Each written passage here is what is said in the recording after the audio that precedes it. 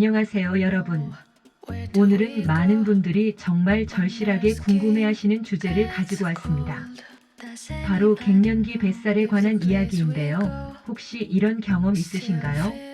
예전에는 조금만 식사량을 줄이거나 운동을 시작하면 금방 빠지던 체중이 어느 순간부터는 아무리 노력해도 꿈쩍도 하지 않는 그 답답한 상황 말입니다. 특히 뱃살은 더 심각합니다.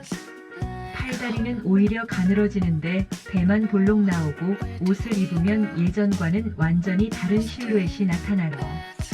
그래서 더 열심히 운동하고 식사량도 줄이고 심지어 굶기까지 하는데도 체중계 숫자는 변함이 없습니다. 도대체 왜 이런 일이 벌어지는 걸까요? 오늘은 이 문제의 근본 원인을 정확하게 짚어보고 무엇보다 중요한 것은 굶지 않고도 효과적으로 갱년기 뱃살을 관리할 수 있는 실질적인 방법들을 알려드리려고 합니다. 이 내용은 최신 연구 결과와 실제 임상 경험을 바탕으로 한 것이니 끝까지 집중해서 들어주시면 정말 큰 도움이 되실 겁니다. 그 갱년기 여성의 몸에서 벌어지는 일. 먼저 갱년기가 되면 우리 몸에서 어떤 변화가 일어나는지 정확히 이해하는 것이 중요합니다. 많은 분들이 단순히 나이가 들어서 또는 대사가 느려져서라고만 생각하시는데요. 사실은 훨씬 더 복잡하고 체계적인 호르몬의 변화가 일어나고 있습니다. 여성이 갱년기에 접어들면 가장 먼저 에스트로겐이라는 여성 호르몬의 수치가 급격하게 떨어집니다. 이 에스트로겐은 단순히 생리주기를 조절하는 것만이 아니라 우리 몸의 지방 분포를 결정하는 데 아주 중요한 역할을 합니다. 젊을 때 여성들의 지방이 주로 엉덩이나 허벅지에 분포되는 이유가 바로 이 에스트로겐 덕분이었던 겁니다. 그런데 에스트로겐이 감소하면 어떻게 될까요? 지방이 쌓이는 위치가 완전히 바뀝니다.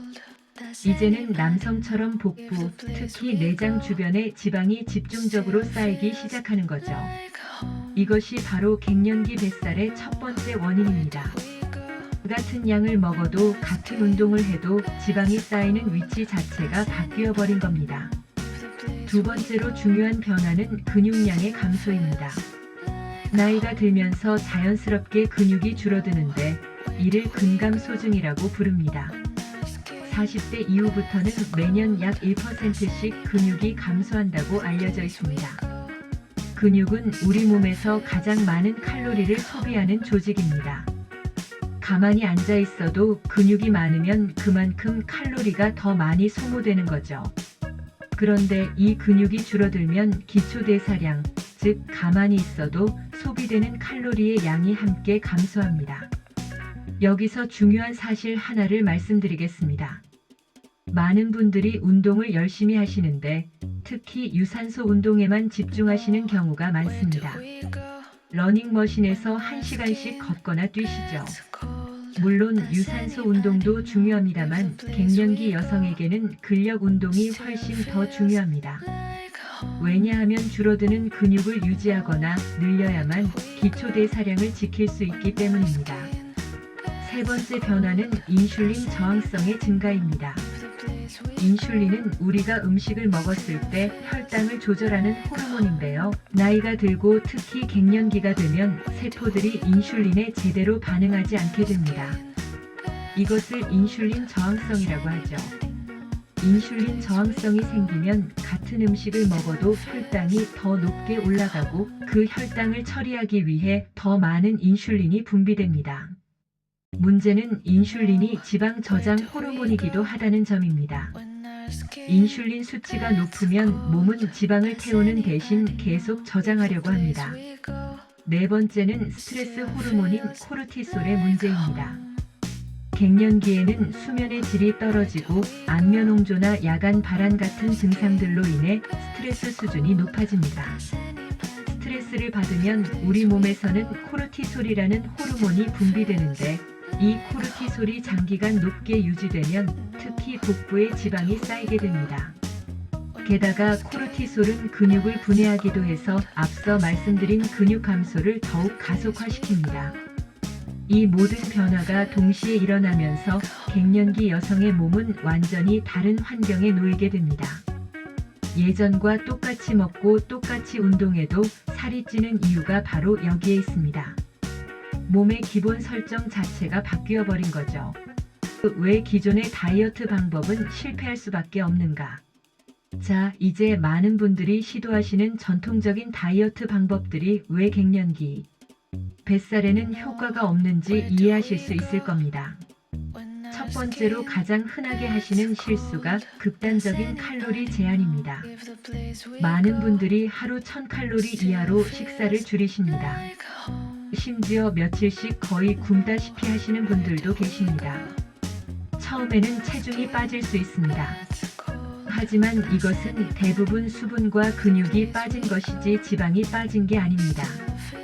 더 심각한 문제는 이렇게 극단적으로 칼로리를 제한하면 우리 몸이 생존 모드로 들어간다는 점입니다. 몸은 위기 상황이라고 판단하고 대사를 더욱 낮춰버립니다. 적게 먹어도 살 수 있도록 몸을 적응시키는 거죠. 그래서 처음 며칠은 체중이 빠지다가 어느 순간부터는 전혀 변화가 없게 됩니다. 설상가상으로 이렇게 낮아진 대사는 쉽게 회복되지 않습니다. 다시 정상적으로 먹기 시작하면 요요 현상으로 이전보다 더 많이 찌게 됩니다. 특히 갱년기 여성의 경우 극단적인 칼로리 제한은 이미 감소하고 있는 근육을 더욱 빠르게 분해시킵니다. 몸은 부족한 에너지를 확보하기 위해 지방보다 근육을 먼저 분해하는 경향이 있습니다. 근육이 줄면 기초대사량이 더 떨어지고 결국 악순환에 빠지게 되는 겁니다. 두 번째 실수는 탄수화물을 완전히 끊는 것입니다. 최근 몇 년간 저탄수화물 다이어트가 큰 인기를 끌면서 많은 분들이 밥, 빵, 면 같은 탄수화물을 아예 먹지 않으려고 하십니다. 물론 과도한 탄수화물 섭취는 문제가 될 수 있습니다. 하지만 탄수화물을 완전히 배제하는 것도 문제입니다. 우리 뇌는 포도당, 즉 탄수화물을 에너지원으로 사용합니다. 탄수화물을 전혀 섭취하지 않으면 초기에는 체중이 빠질 수 있지만 장기적으로는 만성 피로, 집중력 저하, 그리고 무엇보다 지속하기 어려워진다는 문제가 있습니다. 평생 탄수화물을 먹지 않고 살 수는 없습니다. 결국 다시 탄수화물을 먹게 되면 체중이 급격히 증가하게 되죠. 게다가 갱년기 여성의 경우 이미 호르몬 변화로 인해 기분 변화가 심한데 탄수화물을 완전히 끊으면 세로토닌이라는 행복 호르몬의 생성이 감소해서 우울감이나 불안감이 더 심해질 수 있습니다. 세 번째는 과도한 유산소 운동입니다. 앞서 잠깐 언급했지만 많은 분들이 체중을 줄이기 위해 매일 한두 시간씩 러닝머신에서 걷거나 뛰십니다. 물론 유산소 운동 자체는 건강에 좋습니다. 심폐 기능을 향상시키고 칼로리를 소모하죠. 하지만 갱년기 뱃살을 해결하는 데는 충분하지 않습니다. 유산소 운동만 과도하게 하면 오히려 코르티솔 수치가 올라가서 스트레스가 증가할 수 있습니다. 또한 유산소 운동은 운동하는 동안에만 칼로리를 소모하지 운동이 끝나면 칼로리 소모도 함께 멈춥니다. 반면 근력 운동을 하면 운동 후에도 최대 48시간까지 대사가 증가한 상태로 유지됩니다. 이것을 운동 후 과잉산소 섭취량 또는 애프터번 효과라고 부릅니다. 네 번째 실수는 지방을 무조건 피하는 것입니다.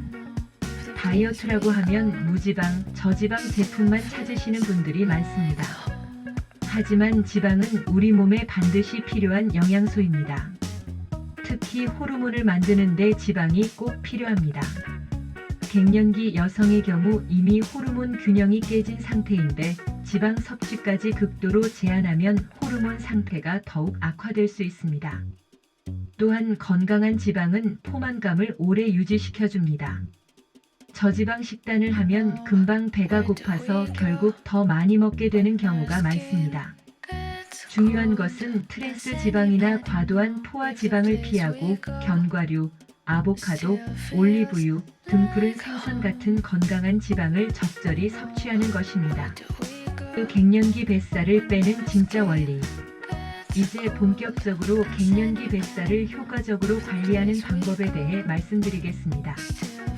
핵심은 굶지 않고도 과도한 운동을 하지 않고도 몸의 호르몬 균형을 회복하고 대사를 정상화시키는 것입니다. 가장 중요한 원칙은 몸을 적으로 만들지 않는 것입니다. 극단적인 제한이나 과도한 운동은 몸에게 스트레스를 줍니다. 몸이 스트레스를 받으면 생존 모드로 전환되어 지방을 더 꽉 붙잡고 있으려고 합니다. 대신 우리가 해야 할 일은 몸이 안심하고 지방을 내려놓을 수 있는 환경을 만들어주는 것입니다. 이를 위해서는 세 가지 핵심 요소가 필요합니다.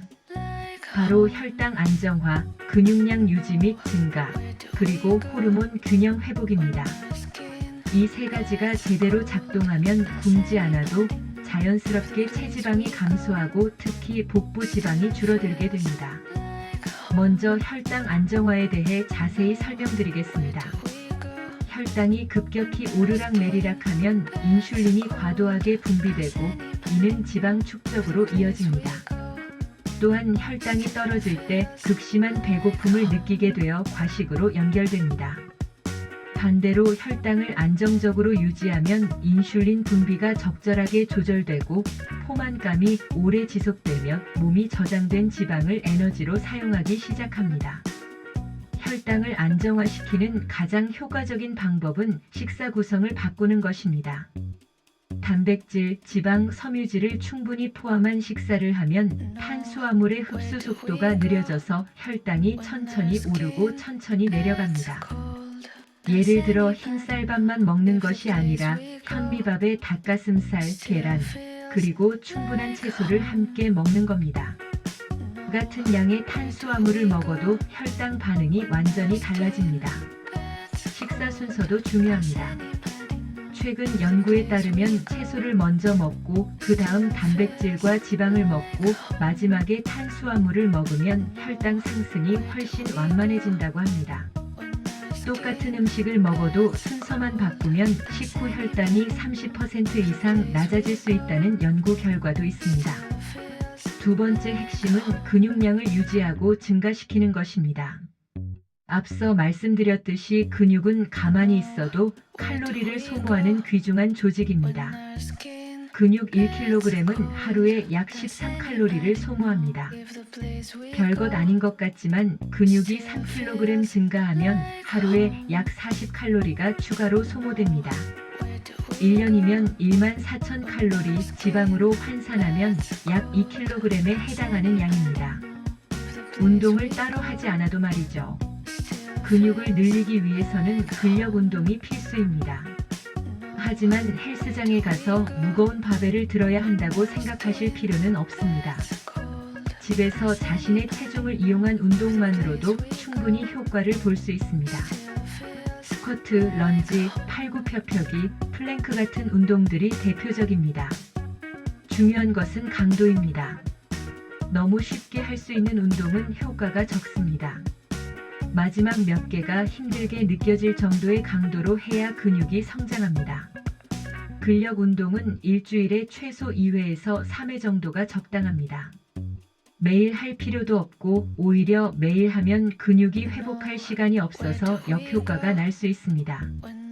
운동 후 48시간 정도는 휴식을 취하면서 근육이 회복되고 성장할 시간을 주어야 합니다.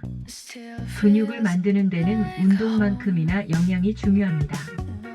특히 단백질 섭취가 핵심입니다. 갱년기 여성은 하루에 체중 1kg당 최소 1g에서 1.2g의 단백질을 섭취해야 합니다. 60kg이라면 하루에 60g에서 72g의 단백질이 필요한 거죠. 이것은 생각보다 많은 양입니다. 닭가슴살 100g에는 약 23g의 단백질이 들어있으니 하루에 닭가슴살만으로 채우려면 300g 정도를 먹어야 합니다. 단백질은 여러 끼에 나누어 섭취하는 것이 더 효과적입니다. 한 끼에 몰아서 먹는 것보다 아침, 점심, 저녁에 골고루 나누어 먹으면 근육 합성이 더 잘 일어납니다. 아침 식사에 계란이나 그릭 요거트를 포함시키고 점심에는 생선이나 닭고기, 저녁에는 두부나 콩 요리를 추가하는 식으로 구성하면 됩니다. 세 번째 핵심은 호르몬 균형을 회복하는 것입니다. 에스트로겐의 감소는 자연스러운 현상이지만 생활 습관을 통해 호르몬 균형을 어느 정도 개선할 수 있습니다. 수면이 가장 중요합니다. 수면 중에 성장 호르몬이 분비되고 몸이 회복됩니다. 수면이 부족하면 식욕을 증가시키는 그렐린 호르몬이 증가하고 포만감을 주는 렙틴 호르몬이 감소합니다. 또한 코르티솔 수치가 올라가서 복부 지방이 더 쌓이게 됩니다. 하루 최소 7시간에서 8시간의 숙면을 취하는 것이 중요합니다. 갱년기에는 안면 홍조나 야간 발안으로 수면의 질이 떨어지는 경우가 많습니다. 이럴 때는 침실 온도를 낮게 유지하고 잠들기 전에 가벼운 스트레칭이나 명상을 하는 것이 도움이 됩니다. 카페인은 오후 2시 이후로는 피하고 잠들기 2시간 전에는 스마트폰이나 컴퓨터 화면을 보지 않는 것이 좋습니다. 스트레스 관리도 호르몬 균형에 매우 중요합니다. 만성적인 스트레스는 코르티솔을 지속적으로 높게 유지시켜 복부 비만을 악화시킵니다. 매일 10분에서 20분 정도 명상이나 심호흡을 하는 것만으로도 코르티솔 수치를 낮출 수 있습니다. 요가나 태극권 같은 마음 챙김 운동도 큰 도움이 됩니다. 최소 노력 최대 효과를 위한 실전 식단 전략. 이제 구체적으로 어떻게 먹어야 하는지 실전 전략을 알려드리겠습니다. 핵심은 복잡하게 칼로리를 계산하거나 특정 음식을 완전히 금지하는 것이 아니라 간단한 원칙을 따라 자연스럽게 건강하게 먹는 것입니다. 첫 번째 원칙은 접시의 절반을 채소로 채우는 것입니다. 매 끼니마다 접시의 절반 정도를 다양한 색깔의 채소로 채우세요. 채소는 칼로리가 낮으면서도 부피가 크고 섬유질이 풍부해서 포만감을 줍니다. 또한 비타민과 미네랄이 풍부해서 전반적인 건강과 대사에도 도움이 됩니다. 특히 잎채소, 브로콜리, 양배추, 피망, 가지 같은 채소들을 다양하게 섭취하세요. 채소를 먼저 먹는 습관도 함께 들이세요. 식사 시작할 때 채소를 먼저 천천히 씹어 먹으면 위가 어느 정도 차면서 포만감이 생기고 이후에 먹는 탄수화물의 흡수 속도도 늦춰집니다. 이것만으로도 전체 식사량이 자연스럽게 줄어들 수 있습니다. 두 번째 원칙은 모든 끼니에 양질의 단백질을 포함시키는 것입니다. 접시의 4분의 1 정도를 단백질 식품으로 채우세요. 단백질은 소화하는 데 더 많은 에너지를 사용하고 포만감을 오래 유지시켜주며 근육을 만드는 재료가 됩니다. 계란, 생선, 닭고기, 소고기, 두부, 콩류 등 다양한 단백질원을 활용하세요. 아침 식사의 단백질이 특히 중요합니다. 아침에 단백질을 충분히 먹으면 하루 종일 식욕이 조절되고 간식을 덜 찾게 된다는 연구 결과가 많습니다. 아침에 토스트와 잼만 먹는 것보다 계란 2개와 채소를 곁들인 오믈렛을 먹는 것이 훨씬 낫습니다. 세 번째 원칙은 탄수화물을 현명하게 선택하는 것입니다. 탄수화물을 완전히 끊을 필요는 없습니다. 다만 정제된 탄수화물 대신 통곡물이나 도정이 덜 된 곡물을 선택하세요. 흰 쌀밥 대신 현미나 잡곡밥, 흰 빵 대신 통밀빵, 흰 밀가루 대신 통밀가루를 사용하는 식입니다. 이런 복합 탄수화물은 섬유질이 풍부해서 혈당을 천천히 올리고 포만감도 오래 지속됩니다. 탄수화물의 양도 조절이 필요합니다. 접시의 4분의 1 정도가 적당합니다. 많은 분들이 밥이나 국수를 주식으로 생각하시지만 갱년기 이후에는 단백질과 채소가 주가 되고 탄수화물은 곁들이는 정도로 생각하는 것이 좋습니다. 네 번째 원칙은 건강한 지방을 적절히 섭취하는 것입니다. 올리브유, 아보카도, 견과류, 씨앗류, 등푸른 생선 같은 식품에 들어있는 불포화 지방은 염증을 줄이고 호르몬 생성을 돕습니다. 특히 오메가3 지방산이 풍부한 연어, 고등어, 정어리 같은 생선은 일주일에 23회 정도 섭취하는 것이 좋습니다. 다만 지방은 칼로리가 높기 때문에 적정량을 지키는 것이 중요합니다. 견과류는 하루에 한 줌 정도, 올리브유는 한 끼에 한 스푼 정도가 적당합니다. 튀긴 음식이나 가공식품에 들어있는 트랜스 지방과 과도한 포화 지방은 피하세요. 5번째 원칙은 식사 시간을 규칙적으로 유지하는 것입니다. 매일 비슷한 시간에 식사를 하면 몸의 대사 리듬이 안정됩니다. 불규칙한 식사는 혈당을 불안정하게 만들고 과식으로 이어지기 쉽습니다. 하루 3끼를 규칙적으로 먹되 각 끼니 사이는 45시간 정도 간격을 두는 것이 좋습니다. 간헐적 단식에 대해서도 많이 궁금해하시는데 갱년기 여성에게는 극단적인 단식보다는 규칙적인 식사가 더 안전합니다. 다만 저녁 식사 후부터 다음날 아침까지 12시간 정도의 공복 시간을 유지하는 것은 도움이 될 수 있습니다. 예를 들어 저녁 7시에 식사를 끝내고 다음날 아침 7시에 아침 식사를 하는 식입니다. 이 정도의 공복 시간은 인슐린 감수성을 개선하고 세포 재생을 돕습니다. 6번째 원칙은 천천히 먹고 충분히 씹는 것입니다. 뇌가 포만감을 느끼기까지는 약 20분 정도 걸립니다. 빨리 먹으면 포만감을 느끼기 전에 이미 과식하게 됩니다. 한 입에 2030번 정도 씹으면서 천천히 식사하세요. 이것만으로도 전체 식사량이 2030% 줄어들 수 있습니다. 식사 중에 물을 함께 마시는 것도 좋습니다. 물은 위를 채워서 포만감을 주고 소화를 돕습니다.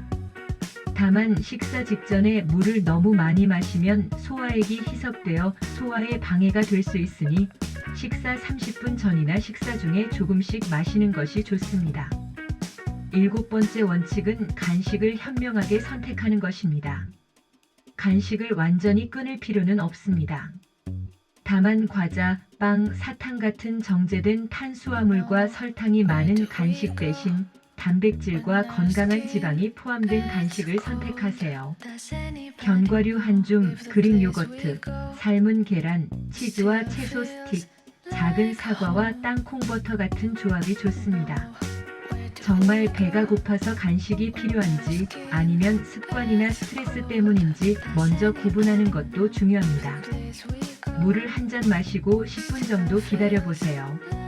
진짜 배고픔이라면 여전히 배가 고플 것이고 가짜 배고픔이라면 사라질 겁니다. 8번째 원칙은 충분한 수분 섭취입니다. 하루에 최소 1.5리터에서 2리터의 물을 마시세요. 물은 대사를 촉진하고 노폐물 배출을 돕습니다. 또한 때때로 갈증을 배고픔으로 착각하는 경우가 있어서 충분한 수분 섭취는 과식을 예방하는 데도 도움이 됩니다. 물 대신 커피나 차로 수분을 채우려는 분들이 많은데 카페인 음료는 이뇨 작용이 있어서 수분 보충 효과가 적습니다. 물을 기본으로 하고 허브티나 녹차 같은 음료를 추가로 즐기는 것이 좋습니다. 녹차에는 카테킨이라는 성분이 풍부해서 지방 연소를 돕고 대사를 촉진하는 효과가 있습니다. 9번째 원칙은 알코올을 제한하는 것입니다. 알코올은 빈 칼로리라고 불릴 만큼 영양가 없이 칼로리만 높습니다. 게다가 간에서 알코올을 해독하는 동안에는 지방 연소가 중단됩니다. 알코올은 또한 식욕을 증가시키고 판단력을 흐리게 해서 과식으로 이어지기 쉽습니다. 완전히 끊을 필요는 없지만 일주일에 12회 정도로 제한하고 마실 때도 한두 잔 정도로 적당히 하는 것이 좋습니다. 와인이나 증류주를 선택하고 맥주나 칵테일처럼 칼로리가 높은 음료는 피하세요. 10번째 원칙은 식품 라벨을 읽는 습관을 들이는 것입니다. 가공식품을 살 때는 성분표를 꼭 확인하세요. 첨가당이 많이 들어간 제품은 피하고 나트륨 함량도 체크하세요. 건강해 보이는 제품도 실제로는 설탕이나 나트륨이 많이 들어있는 경우가 많습니다. 성분이 간단한 제품일수록 좋습니다. 성분 목록이 길고 알아들을 수 없는 화학물질 이름들이 가득하다면 그것은 고도로 가공된 식품일 가능성이 높습니다. 가능한 한원재료 그대로의 식품을 선택하세요. 효과적인 운동 전략 적게 하고 제대로 하기. 운동에 대해서도 현실적인 전략을 말씀드리겠습니다. 매일 2시간씩 헬스장에 갈 필요도 없고 극한의 강도로 운동할 필요도 없습니다. 중요한 것은 꾸준함과 올바른 방법입니다. 일주일에 34일 하루 3040분 정도면 충분합니다. 이 시간을 근력 운동과 유산소 운동에 적절히 배분하는 것이 핵심입니다. 근력 운동은 일주일에 23회가 적당합니다. 전신을 고르게 단련하는 것이 중요한데 크게 상체와 하체로 나누어 번갈아 운동하거나 매번 전신 운동을 해도 좋습니다. 집에서 할 수 있는 기본 운동들을 소개해 드리겠습니다. 먼저 하체 운동으로는 스쿼트가 최고입니다. 스쿼트는 허벅지, 엉덩이, 코어 근육을 모두 사용하는 복합 운동입니다. 처음에는 맨몸으로 시작하고 익숙해지면 물병이나 덤벨을 들고 하면 됩니다. 1520회를 3세트 정도 하세요. 런지도 좋은 하체 운동입니다. 한 발을 앞으로 크게 내디디고 무릎을 굽혀 내려갔다 올라오는 동작인데 균형 감각도 함께 키울 수 있습니다. 각 다리당 1015회씩 3세트를 목표로 하세요. 상체 운동으로는 팔굽혀펴기가 대표적입니다. 무릎을 바닥에 대고 하는 수정된 팔굽혀펴기부터 시작해도 됩니다. 점차 익숙해지면 정식 자세로 해보세요. 1015회를 3세트 정도가 적당합니다. 덤벨이나 물병을 이용한 로우로잉 동작도 좋습니다. 한 손과 한 무릎을 의자나 벤치에 올리고 반대 손으로 덤벨을 들어 등 쪽으로 당기는 동작입니다. 이 운동은 등 근육을 강화하는데 등 근육은 자세를 바르게 하고 대사를 높이는 데 중요합니다. 코어 운동도 빠질 수 없습니다. 플랭크가 가장 효과적인데 팔꿈치를 바닥에 대고 몸을 일자로 유지하는 자세입니다. 처음에는 2030초부터 시작해서 점차 시간을 늘려가세요. 1분 이상 유지할 수 있게 되면 상당한 코어 근력이 생긴 것입니다. 근력 운동을 할 때 가장 중요한 것은 정확한 자세입니다. 횟수를 많이 하는 것보다 정확한 자세로 천천히 하는 것이 훨씬 효과적입니다. 각 동작을 23초에 걸쳐 천천히 수행하고 근육이 수축하는 것을 느끼면서 하세요.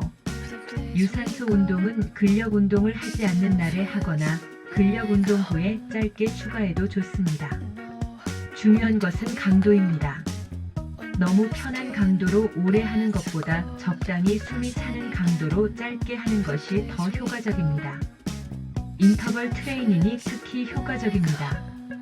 예를 들어 빠르게 걷기와 천천히 걷기를 번갈아 하는 것입니다.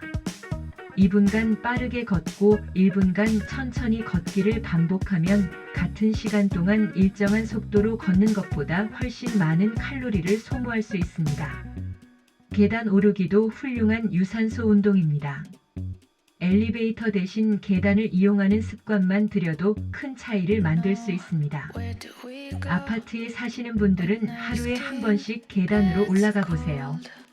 운동 시간을 따로 내기 어렵다면 일상생활 속에서 활동량을 늘리는 것도 좋은 방법입니다. 이것을 NEAT, 즉 비운동성 활동 열량 소비라고 부릅니다.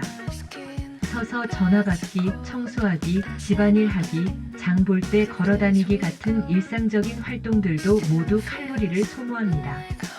하루에 1만 보 걷기를 목표로 하는 것도 좋습니다. 만보계나 스마트폰 앱을 이용해서 걸음수를 체크해 보세요. 처음에는 어려워 보일 수 있지만 의식적으로 노력하면 생각보다 쉽게 달성할 수 있습니다. 주차할 때 멀리 주차하기, 버스 한 정거장 전에 내려서 걷기, 점심시간에 산책하기 같은 작은 변화들이 모이면 큰 차이를 만듭니다.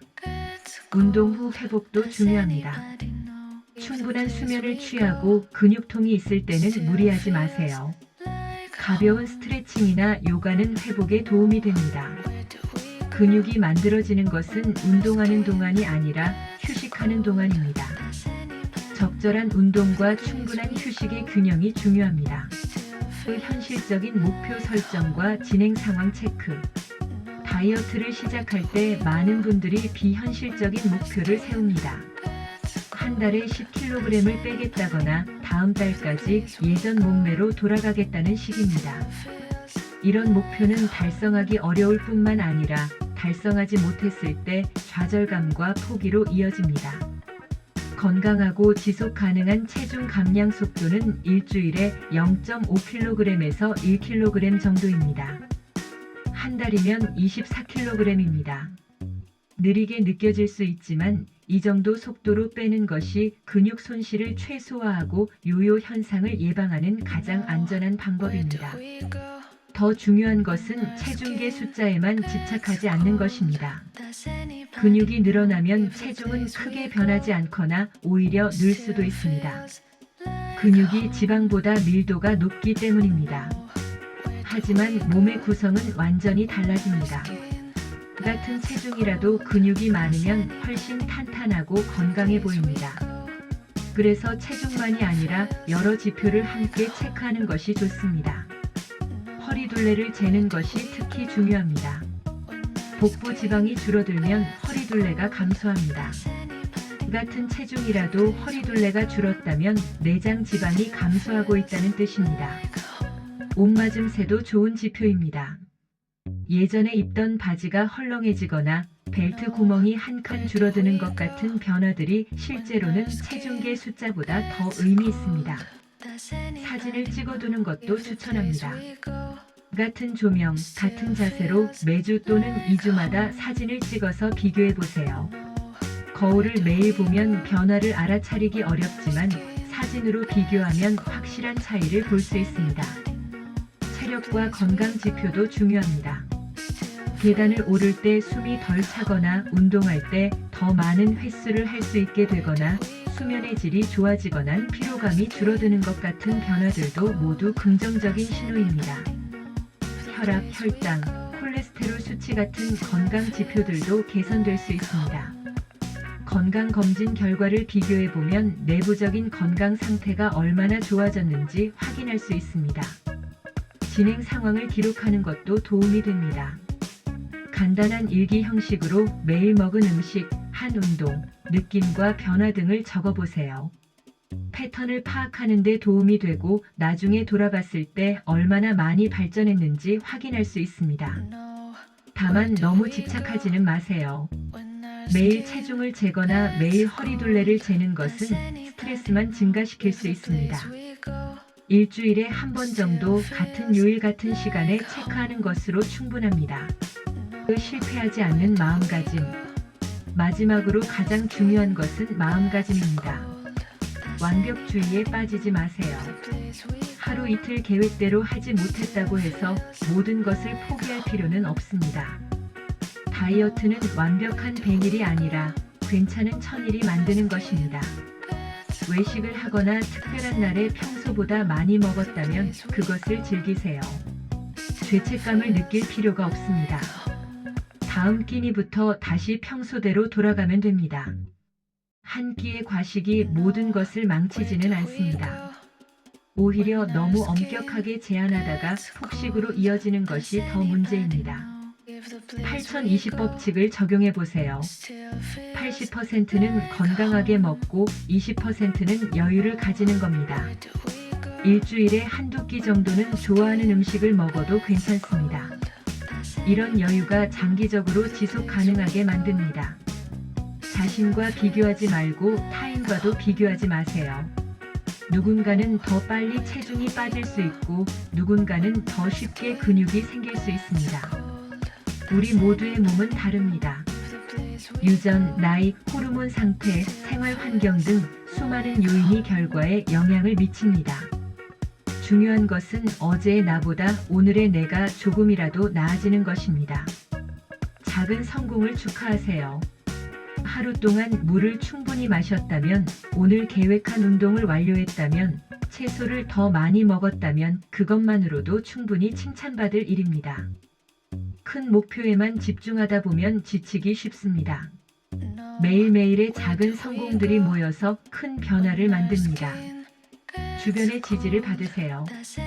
가족이나 친구에게 당신의 목표를 이야기하고 응원을 받으세요. 같은 목표를 가진 사람들과 함께하면 더 큰 동기부여가 됩니다.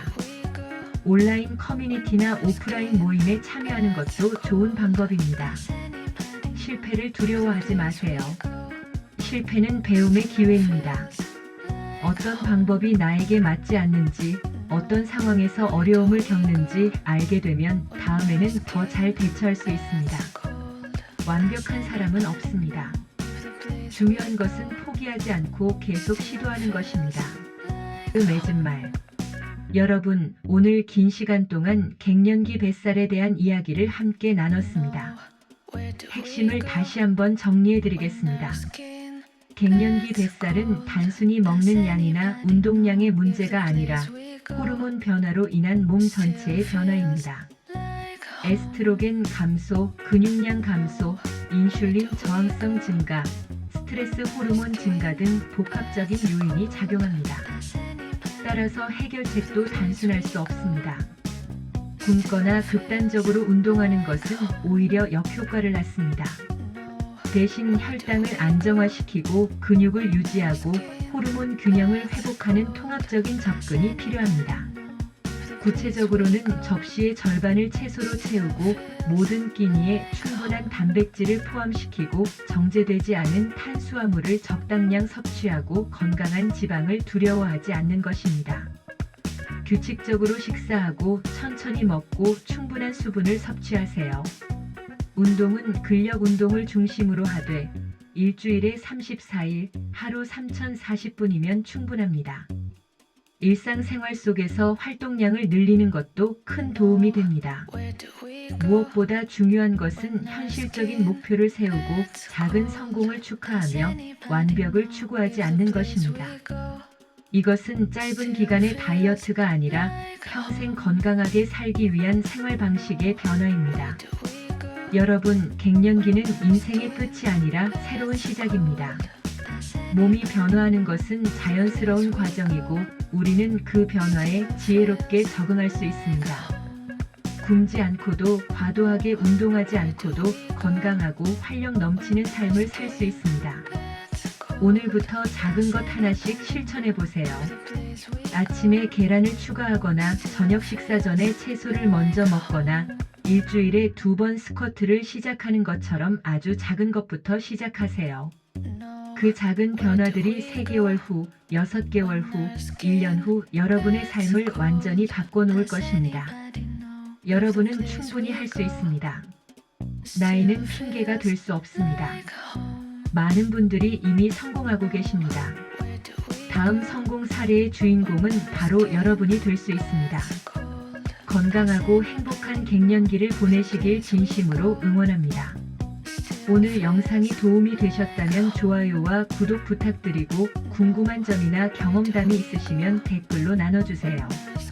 다음에 더 유익한 내용으로 찾아뵙겠습니다. 감사합니다.